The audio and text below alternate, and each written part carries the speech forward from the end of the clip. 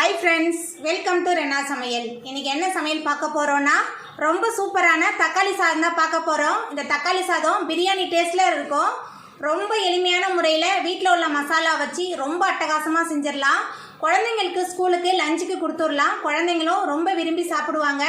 அந்த எளிமையான முறையில் செய்யக்கூடிய பிரியாணி சுவையில் உள்ள தக்காளி சாதத்தை ரொம்ப அசத்தலாக எப்படி செய்கிறதுன்னு வாங்க பார்த்துடலாம். ஹோட்டல் ஸ்டைல் தக்காளி சாதம் பண்ணுறதுக்கு முதல்ல எண்ணெயை சூடு பண்ணிடலாம். எண்ணெய் கொஞ்சம் தாராளமாக இருந்தால் தான் தக்காளி சாதம் நல்லாயிருக்கும். எண்ணெய் சூடாகி வரட்டும். எண்ணெய் சூடாகி வந்துட்டு இப்போ இதில் பட்டை, கிராம்பு, ஏலக்காய், பிரியாணி இலை சேர்த்துடலாம். நம்ம சேர்த்த பட்டை, கிராம்பு, ஏலக்காய், பிரியாணி இலை எல்லாமே எண்ணெயில் நல்லா பொரிய ஆரம்பிச்சிருச்சு. இப்போ இதில் நீலவாக்குன நறுக்குன 3 பெரிய வெங்காயம் சேர்த்துடலாம். பெரிய வெங்காயத்தை சேர்த்துட்டு நல்லா வதக்கிடலாம். வெங்காயம் நல்லா வதங்கி வரணும், அது வரைக்கும் நல்லா வதக்கிடலாம். வெங்காயம் நல்லா வதங்கி வந்துருச்சு.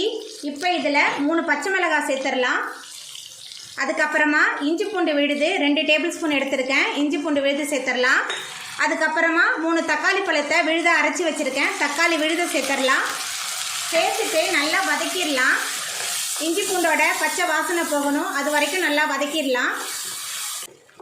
தக்காளியை நறுக்கி போடாமல் இந்த மாதிரி விழுத அரைச்சி சேர்க்கும்போது நம்மளோட தக்காளி சாதம் ரொம்ப சுவையாக இருக்கும். குழந்தைங்களும் ரொம்ப விரும்பி சாப்பிடுவாங்க. நம்ம சேர்த்த தக்காளி, வெங்காயம் எல்லாம் நல்லா வதங்கி வந்துருச்சு. இப்போ இதில் மசாலா தூள்லாம் சேர்த்துடலாம். தனி மிளகாய் தூள் 2 டேபிள் ஸ்பூன் எடுத்திருக்கேன். கரம் மசாலா 1.5 டீஸ்பூன். உங்கள் காரத்துக்கு தகுந்த மாதிரி எல்லாத்தையும் சேர்த்துக்கோங்க. மஞ்சத்தூள் 1 டீஸ்பூன் சேர்க்குறேன். அதுக்கப்புறமா கொஞ்சமாக உப்பு சேர்க்கலாம். நான் சாதம் வேக வைக்கும் போதே கொஞ்சமாக உப்பு சேர்த்து தான் வேக வச்சுருக்கேன். இப்போ இந்த மசாலாவுக்கு தேவையான உப்பு மட்டும்தான் நான் சேர்த்துருக்கேன். சேர்த்துட்டு எல்லாத்தையும் நல்லா வதக்கலாம். எல்லாமே நல்லா கலந்து இந்த மசாலாவோட பச்சை வாசனை போகணும், அது வரைக்கும் நல்லா வதக்கிடலாம். நம்ம சேர்த்த மசாலாவோட பச்சை வாசனையெல்லாம் போயிடுச்சு. இப்போ இதில் 1 கைப்பிடி புதினாவும் கொத்தமல்லியும் சேர்த்துடலாம். சேர்த்துட்டு நல்லா கலந்து விட்டுடலாம்.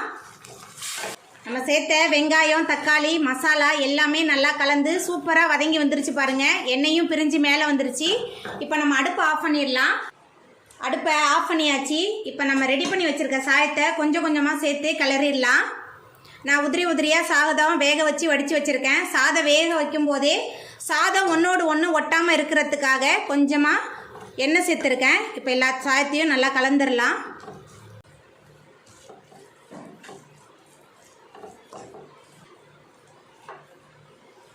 கொஞ்சம் கொஞ்சமாக சாயத்தை சேர்த்து நல்லா கலந்தாச்சு.